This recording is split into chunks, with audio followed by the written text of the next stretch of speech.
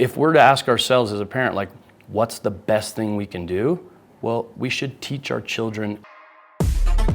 This show was created with the sole purpose of being able to inspire other people and to be able to give back. Aaron, my man, first and foremost, thank you so much, Absolutely, dude, for being man. on the show. Appreciate you coming. It's all about the dadhood, man. Absolutely. Yeah. Absolutely. So I know that you're crushing it behind the scenes. Biggest thing here is, how are you doing that and still balancing what you're doing? And so let's give the audience a little like backstory of like who you are, what you're doing, Cool. so they understand how much is on your plate. And still trying to be the dad you want to be. Absolutely. No, I appreciate it. So a little bit of background, just a quick summary. I grew up in Canada. Come from a pretty diverse family in the sense that like my parents were both entrepreneurs. They worked really, really hard. They did their very best. They didn't do very well at it. They're serial entrepreneurs. My dad he is a really, really great ideas guy. Just really kind of failed on the execution part of it. And but he was a great example of just being incredibly optimistic, like all the time.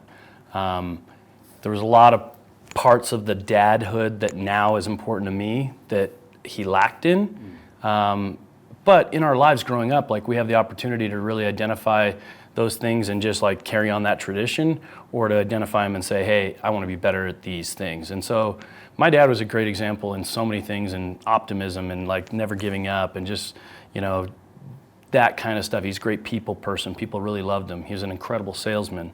And my mom, she just worked her ass off. Like she's cutting hair her whole life, and just a really great example. The couple things that my parents did for me that set me, I think, up for the success, and a little bit of the story that I'll tell you, is that no matter what, since I was a little kid, my parents told me that I could absolutely do anything in the world that I wanted to do. And they truly believed it. It wasn't like fake rah-rah, you know? Sure. It was like, they really believed, like, Aaron, you're super talented, you can do anything you want.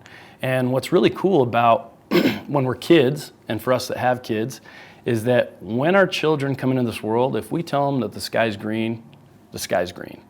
And so they're gonna believe us. And when things get hard, they're always gonna look to their parents as like the truth, as like the end all. And so the world's gonna beat people up, it's gonna kick us in the teeth a little bit, but like we as parents always have to be that person that's always got their back, that's always cheering for them. Like we don't need to be the unreal or the realists. There's lots of realists out there. We need to be like the dream setters, you know, for our kids. So that's what my parents were for me. And they lacked in a lot of other areas, but that gave me a really great foundation to go on. So I ended up coming here to the US on a football scholarship. It was kind of my only way to get to the United States and to be honest, to get to college, because my parents were broke. They divorced when I was 15, and I was pretty much living on my own. And so I figured it was like, yeah, I'm going to be pumping gas at a gas station, or I better train hard and get a scholarship to come down here and get my school paid for. So fortunately, I worked my ass off, came down here to the States, played college football, played some professional football, and then I started a business transitioning from football while I was still playing. And it gave me a great opportunity to just make a great network through the professional football scene, and leverage some people that were making a lot of money into my business as investors, and build relationships with those people. And then that's transitioned. When I was in college, I met my wife here at BYU, and we were married my junior year. And then we had our first child my first year, playing professional football. Okay. And since then, Sadie, she's 12. Since then, I've had 6 others, so I got a total of 7 children, 12 and under. And right now, my business is running. We've got about a little over 32 portfolio investments. So crazy busy. You know, we just bought a new house 2.5 months ago, and me and my wife were kind of just like making fun, but rolling our eyes a little bit at the fact that in the 2.5 months since we moved into my new home, I've slept in that house like 14 days. And so I've just been on the road like crazy, traveling like just to get all these new businesses up and running, and we've opened a whole bunch of new stores. And at the same time trying to balance, you know, being a family man and being a dad and being present. And so that's kind of the story. That's where I'm at, and it's exciting, man. It is exciting, dude. There's so much there. Yep. Like, one, I love the fact you talked about your dad. That optimism, dude. Mm-hmm. Even though he wasn't, quote unquote, like closing everything, Yeah. he gave you that belief and that structure. That's so important, dude, because we walk outside and everybody's like, you can't. 100%. So as long as you got that foundation inside, Yep. and you're in those locked doors and they're like, no, you can. Mm-hmm. You want to get it, get it. That was the most important thing that I took from my folks was just they believed in me no matter what, no matter who said I couldn't. I always kind of had that foundation. Like, obviously we want to internalize that and make that like our confidence, but as kids, like you're not born with that, right? That's instilled and it's forged through winning, through experiences, through like failing and winning, failing and trying again, winning, you know? And so that confidence, you need somebody to piggyback that from, and it has to be your parents. And if it's not, in a lot of cases it's not. Like, you're gonna find it somewhere. And so, like, you know, even my spouse, like, she has fantastic parents, incredible people. And but the way that she was counseled as a kid, in contrast to the way that my parents was, is starkly different in the sense that her dad is a really like stable, non-dynamic, like reliable, but very realist. Mm-hmm. And so I remember, like, she's told me stories about how, you know, she wanted to be a pilot and her dad was like, you know, you can't really be a pilot. You know, girls don't do that kind of thing. Like, just stuff like that. And he didn't mean anything negative by it. He's a really, really good man. But those little things, like, they believe them. Like, she believed that, you know? Yeah. Versus my parents, I'm in Canada. I don't know anything. Like, we have no business going to here or being a professional athlete. And I'm telling my mom, like, yeah, I want to do this. She's like, you got this. Yeah, 100%. You're the best. You're going to go do it. I just believe that, you know? And so I look at that and what I took from my parents, and I think, and as soon as me and my wife started having children, that was one of the things that we immediately came together on was like, hey, we're going to pump our kids with like superhuman confidence. Like, they'll literally be the children that other people and other parents will likely say, like, man, is that even like healthy to tell your kids that they're the best and that they can do anything like over the top? And we were okay with that. We were like, yeah, we are, because the rest of the world will kick them, we'll tell them they can't, we'll try hard to, you know, pull them down. Yeah. And it's like, you need to have somebody offsetting that. You need to have some balance there for them. And quite frankly, you're going to be the strongest influence for your children out there. So why not, right? Dude, I love that. And one thing you said, like, the counsel that you're saying with your children, right? Mm-hmm. It's like, you can either be that or pay someone to be that one day, right? Oh, absolutely. Because of the lack of what you did. Absolutely. And they'll find it somewhere. They're gonna be searching for somebody that'll build them up, and hopefully in the future that might be a spouse or a partner or a coach or a teacher or whatever. But, like, you know, why not just be that for your kid? Like, as they look back, they're never gonna. I don't know anybody that had parents that were like negative Nancy's or told them they couldn't, that look back and they're like, you know what? I'm just so glad my dad was a realist, you know, and just told me, like, that's unrealistic. And so I'm so happy that, you know, my mom told me, really, Aaron, you should just like go do this, because that's kind of unattainable. Like, have you ever met anybody that was like excited or happy or grateful that their parents were those people? Right. No, absolutely not. So, like, for me, that's super important. I'm going to make that a priority in the way that I parent my children, is just exude crazy confidence in them, believe in them, make sure that they know they're capable, and, you know, they're going to get to a place where they look back and be like, hey, man, my parents always had my back. They knew, you know. Absolutely. So we were talking offline here. We were talking about some of the things, you know, you've had success with your businesses and all that. And, you know, it's given you opportunities with having more of the bougie lifestyle, if you will, right? Absolutely. And we were saying, like, creating that perception and all these young men and women that are looking up to that, but not understanding that one day they might be in a position like you and I with kids, and like what value that creates. Can you talk about trying to balance some of that out? Sure. So the first thing I'll say, I'll address that stuff, but the first thing I'll say on balance is that balance, and by no means am I the end all, but this is my personal opinion, balance is a farce. It doesn't exist. Like, balance, for most people, they say, oh, I want to be so good at this and so good at this and so good at this. Like, if you're just holistically trying to balance all that, you're probably just going to be kind of shitty at everything. And so what I've learned is that I can't be a good balancer of everything, but what I can do is I can get ultra laser focused at whatever I'm presently doing, and I can just bench press, sprint, kick ass at that. And then the quicker that I can shift gears from business to personal to family to whatever else, spiritual, whatever is in your life and is important to you, the quicker you can shift gears, the more blurred that line becomes, and to the outside, it starts to look like balance. And it's really not. It's really just, hey, I'm gonna be really good at this, and I'm gonna shift gears really, really quickly. And so that, for me, has created what looks like balance.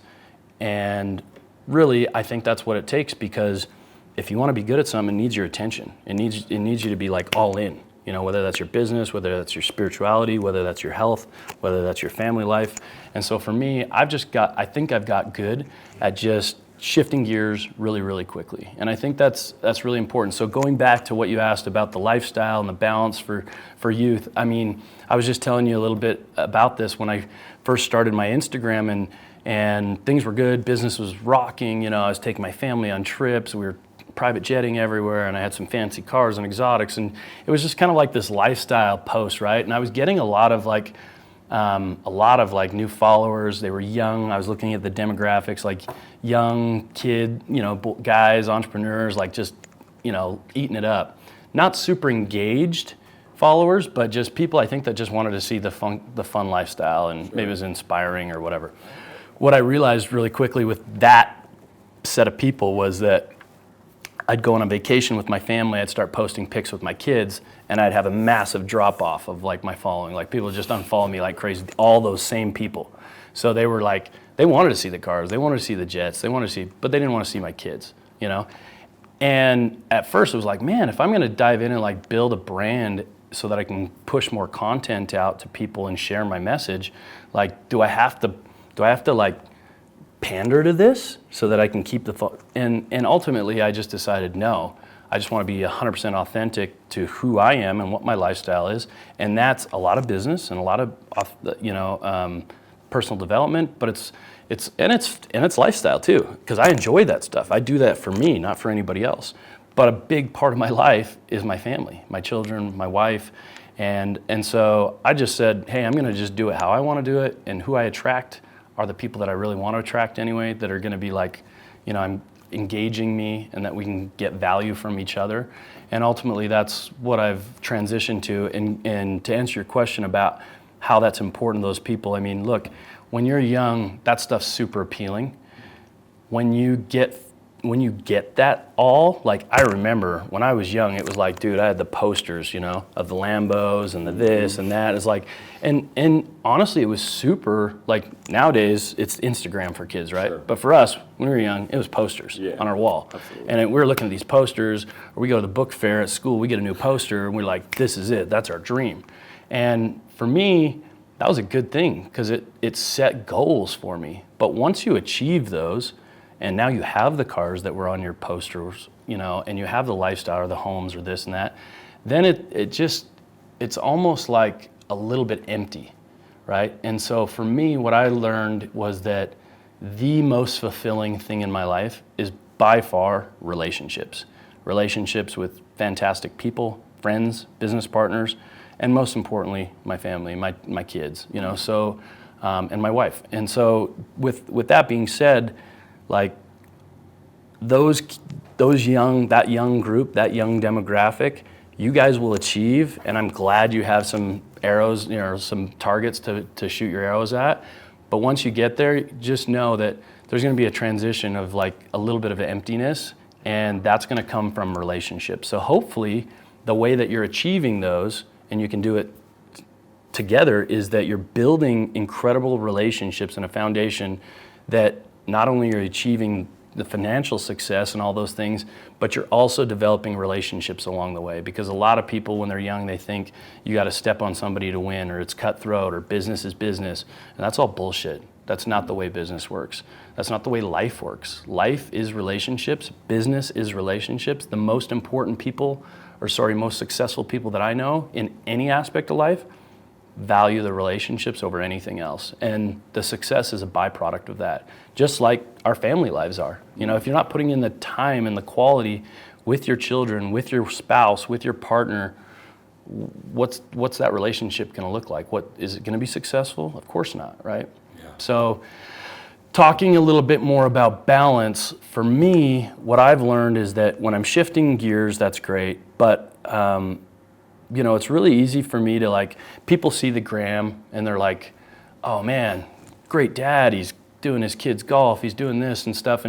And the first thing I want to tell people, just so that everybody has 100% like real picture here, is that Instagram and social media for all of us, they're just highlight reels. Absolutely. Right?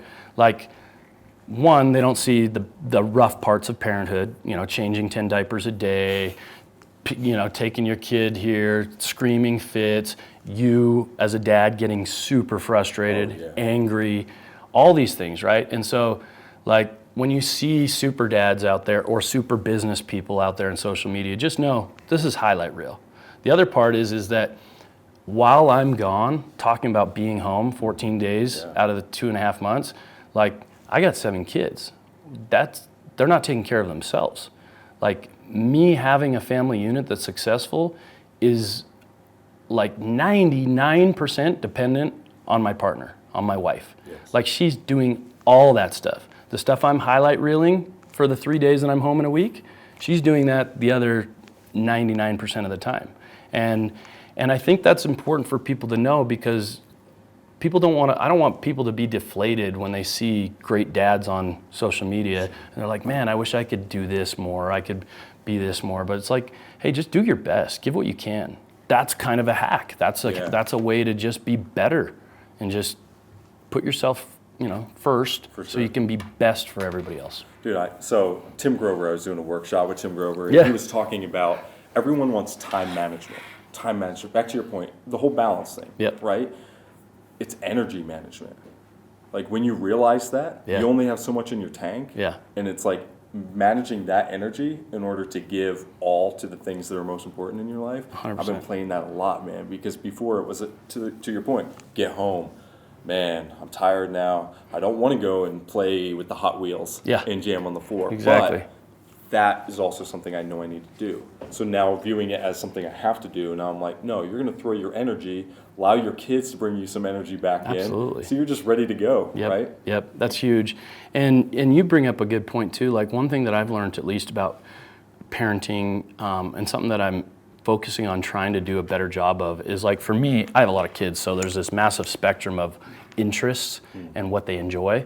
I got kids that are like ultra athletic, and I got kids that like trip over their own feet but are like really artistic, and you know what I mean? So on opposite ends of that spectrum, naturally we can be drawn to certain children. Maybe not that you love them more, but just naturally your time will be more suited with their interests. And I found that I was maybe not spending that quality time with some of my other kids, even though I loved them just as much and I really wanted to be impactful with them. I needed to be more conscious of, like, you know, just like love languages with our spouse or our business partner, our children have that same thing, and I need to make their interests a priority too. And so, like, one of my kids in particular, like, he loves video games, and I hate I've never played video games. I don't like them. I'm not into them. You know, I just think they're a waste of time. But that's his jam. He loves it, and he's like really into it. And so I found myself a while back, like, man, I need to just go sit down with him and play with him, or just watch him and be there. And hey, man, you're doing awesome. You're great at this. You know, especially like today, because like when I was a kid, like video games actually were just a waste of time. Yeah. Like nowadays, like people are making massive amounts of money. Like you'd be on Twitch. Crazy, like, making millions of dollars, YouTubing, like it's nuts, right? It's a different world. Absolutely. But regardless of whether you can monetize that or not, it's giving that time, that same quality of time, and making them feel like what they're doing and what their interests are important. And so that's something that I've really tried to focus on a lot more recently, and you can quickly see the connection, like closing that gap, you know. So it's been cool to see that. So You have 7, dude. Yeah. Was that the plan? Like huge family? like really? Yeah, like, I come from 5. Okay. My wife comes from 7. Okay. She always wanted to have a huge family. I wanted to have 5 or 6. Cool. So we were just like cool with it. When I got to 5 or 6, I was like, whoa, cool the jets. This is like mayhem. Yeah. You know, it's like if people, like I have friends that come into our home and they see the gram, they're like, oh, your kids are so cute, come in here. But then like behind the scenes, they walk in, they're like, holy shit, this is Jumanji. Like, like I got 2-year-olds walking around on the counters and my buddy's like jumping out of the chair like, Wags, he's gonna fall. And I'm like, yeah, that's normal. Like, like my kids are like, he will. He'll get up. Yeah, exactly. It's no big deal. But what's crazy is like, you actually even get desensitized to danger and to this and to that because, kids are like tough. And honestly, I like that. I want my kids like people. I'm not a coddling parent. I'm not a protective parent in the sense that like I don't want. A lot of parents like. They want to protect them from the teacher that's mean or the bully at school and da-da-da. It's like, I don't want to do that for them. I want to empower them to learn to deal with those kind of things on their own because that's life. Once they leave the nest, man, you're going to have shitty bosses, coworkers. Your spouse is going to be a tough relationship. Marriage, like every relationship is hard. Yeah. You're going to have all of these things that are just hard. Life is hard. Yeah. And if we don't teach our kids to deal with the hard, we do the hard for them, we're gonna have soft ass, like just kids that like think the world owes them something and it doesn't. And you'll never get any like that mentality of like, hey, I should get this or somebody owes me something. Nobody owes you anything. And so I'm trying to program my kids where like, hey, this kid's being a jerk to you on the playground, like how do you want to deal with that? Like let's talk about that. Yeah. What are you gonna do?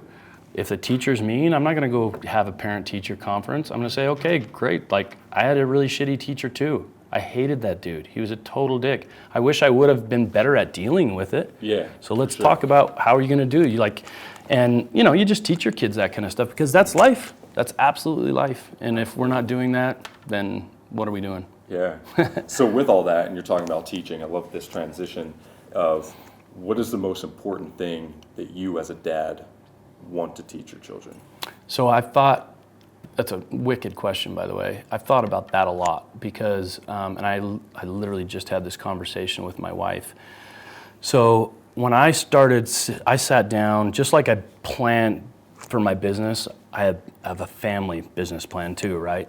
And one of the things that I thought was like at the very top of the pyramid, like what's the most important thing I can do to be a good dad?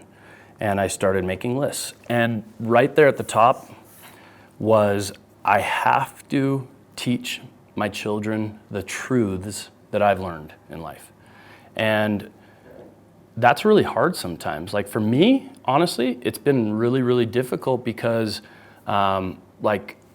I grew up in a certain religious standpoint and I lived that life for a very long time and I transitioned away from that. I had a kind of a faith crisis, if you will, and I learned new truths. And those truths and my belief systems, they changed. And I got to a point where it's like, hey, look, I live in a society, the place I live, where there's a really thick predominant culture of religion and a specific religion. And so for me, going against that grain is been really, really difficult, but to be really true to myself and authentic to myself, I think that the most important thing I can do to my children is teach them the truths that I've learned. And that's not just religious, that's like anything. Like, who are we in life if we have experiences and we've learned lessons, but then we're not living them? You know what I mean? Like, we're not growing, people always say like, and it's been difficult, like not just in my familial situation, but even in business and partnerships, like I've changed a lot. In the last 6-7 years since I had my faith crisis, like my ideals, my certain things have changed a lot. And so people, want to say, you've changed. And it's like, yeah, I 100% have. But if we're living a life and we're learning and we're having experiences and things are shaping our minds and we're not changing, we're idiots. Yeah. We're idiots. And I'm not directing that at the religious changes. I'm just simply saying, generally speaking, like one of my favorite quotes from Albert Einstein is like, intelligence ceases when we stop asking questions. And I always use the term like sheeple. Like if we're just sheeple, Yes, and we're not asking questions, and we're not growing and changing, then what are we doing? And so for me, when I learned that about myself, that the best path of progression is for me to learn and change. If I don't pass those truths on to my children, which they may not be like absolutely accurate or universal truths, but if we're to ask ourselves as a parent, like, what's the best thing we can do? Well, we should teach our children our truths, and we should be 100% authentic to that. And so that's been the main focus for me, and is like, hey, the stuff I learn, I want to teach them. I want them, and guess what? They're going to get to a point in life where they're going to question, hopefully, if I've taught them well enough, they're going to question the stuff I've taught them. And they're going to say, yeah, I agree or I don't agree. And that's okay. I'm good with that, because they're asking questions and they're challenging that stuff. And that's how they're going to grow in intelligence, grow in experience, grow in empathy for people, because that's the most important thing. So that's what, that made the top of my list, is just teach our children our truths. I love that, dude.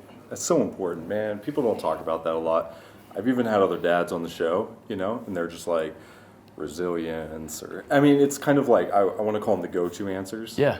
Or the narrative of society says we need to be. Sure. But until you push back on not only your reality, but like what you believe society's pushing towards you, because we're constantly getting the messages that, you know, like same friends, same life, you know, until you push back against that and start asking and become curious, like we don't really know where we're going to be. 100%. And having that while building your businesses and family, brother, that had to be, that had to be a moment you're just like, I feel like I'm suffocating. Absolutely. But at the end, It's I hard. bet now you're like, it's hard. feeling so much better. Way better. Like life to me, you know, I've said this on other podcasts and other content, but like the most powerful human being that we can become is when we literally like just are 100% authentic and honest and kind of don't give a shit. Like you always hear people like, you know, the most dangerous man in the world is the one that has nothing to lose. Well, the reason that's true in a sense is because he doesn't give a shit.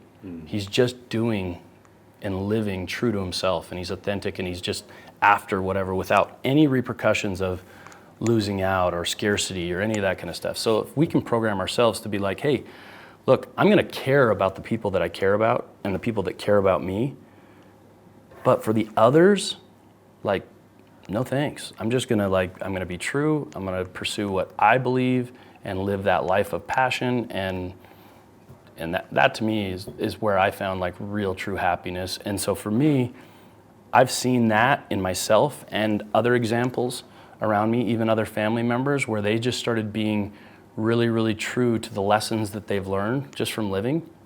That's what wisdom is, right? Absolutely. And so if we can pass that on to our kids, like what greater gift, you know? Right. And with that, because you have that be your authentic self, but what would you say is like your strength? Meaning like, what's your top skill set in that one thing that you're like, man, I hope that some of my kids can take this away because it's gotten me so far in life. It's kind of coming back to what I started with, it's confidence. Okay. It's confidence and it's optimism, because it was really cool, because I've always known that I was like, that I believed in myself, that I could do anything. But it was really interesting maybe about a month and a half ago now, we went to Puerto Vallarta as a family, did a family trip down there, and just totally coincidentally, one of my best friends from high school growing up in Canada, him and his wife and kids were down there, just like 2 resorts down the beach. And they saw my post, like, oh, you're down the street, let's meet up. So I took a little scooter over there at night, and I just, I sat down with one of my best friends, Luke, and we were able to chat. And one of the things that he said to me, he was like, Wags, like, I just knew right from the get-go that you were going to be super successful in everything you did. And I was like, why? How? You know, what? Like, I was just intrigued. Like, one, super nice compliment, thank you. Absolutely. But why? And he said, because you literally had like superpower confidence. Like, it was like like Superman type shit. Like you just totally believed in yourself that you could do anything. He's like, I remember we were sitting there watching like national championship college football game. It was the first college football game I've ever watched. I grew up in Canada. We watched hockey, you know? Yeah. And it was like Virginia Tech and Florida State, like Peter Warwick and Michael Vick, just killer game. And I remember, and I think it was the Rose Bowl, yeah, it was like 120,000 plus people in the stadium. I'd never seen anything like this. Like, and we're watching this group of Canadian guys that we all, and it was like, I think my first or second year ever playing football.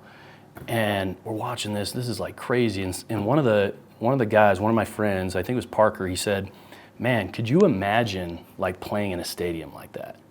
And I remember it took me like 4 seconds to be like, yeah, I can't imagine it.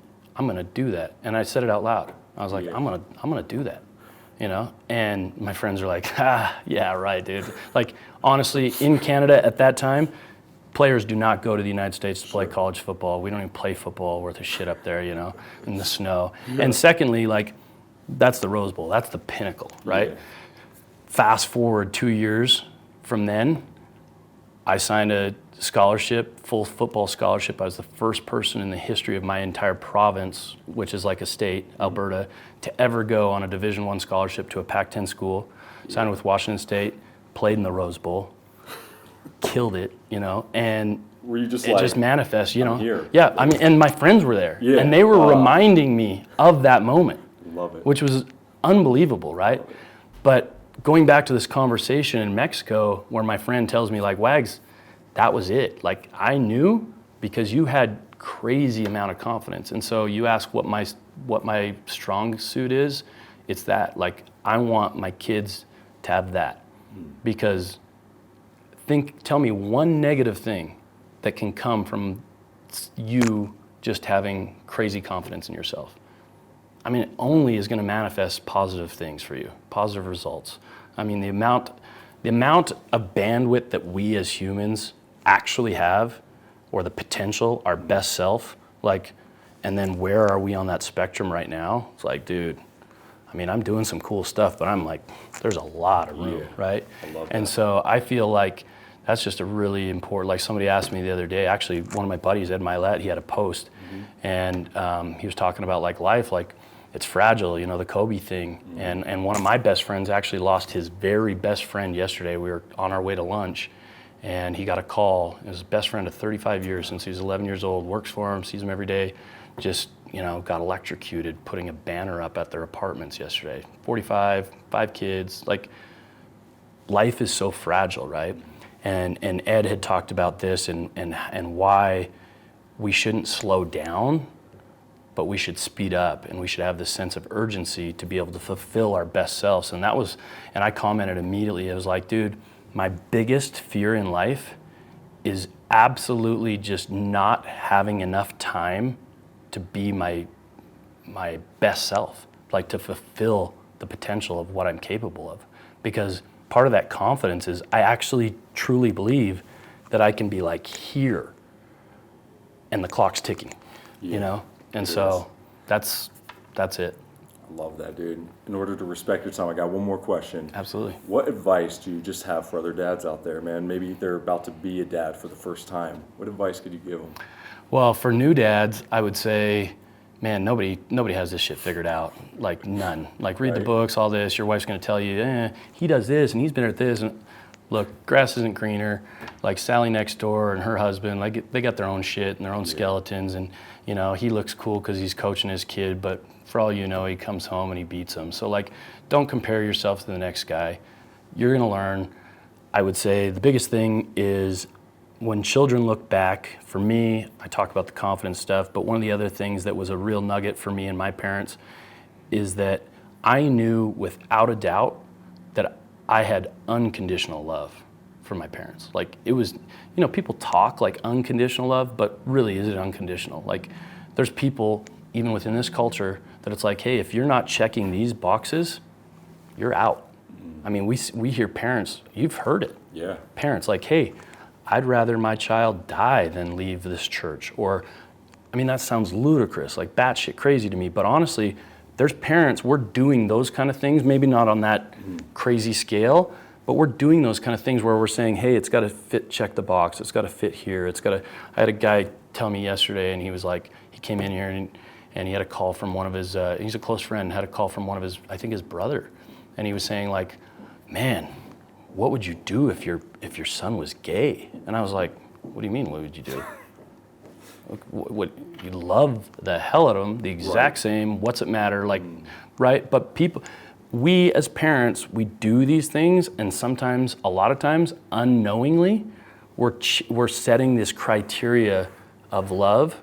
You can have a criteria for a whole bunch of other shit, but you should have no boxes to check as a parent for love, for unconditional love, because your kids are gonna go through some shit, man. They're gonna go through some really hard times, and they have to be able to like anchor in, dad loves me, mom loves me. And so, young parents, don't compare yourself. Just anchor yourself in unconditional love. And for some of the more seasoned parents, like, hey, just try to be more involved. Make it a priority. Because everybody will tell you, I don't have time. And one of my favorite things, one of my good friends, Andy Frisilla, I talk to him every day, and he said to this group one time, like, people always tell me I don't have any time. It's like, my boy over there has 7 kids, runs 30 businesses, has a bunch of hobbies. Don't tell me you don't have time, because he figures it out. And that was a really nice compliment, but really what it comes down to is there's no such thing as not having time. We all have the exact same amount of time. We just have priorities. And so when you get into life, it gets tiring, it gets heavy, it gets monotonous sometimes, and it just gets like busy. Maybe if you're listening to this right now and you've been a parent for a while, just examine where your priorities are at. Because at the end of the 10 years, 20 years from now, you want to be able to look back and be like, hey man, I had my priorities straight. This show was created with the sole purpose of being able to inspire other people and to be able to give back.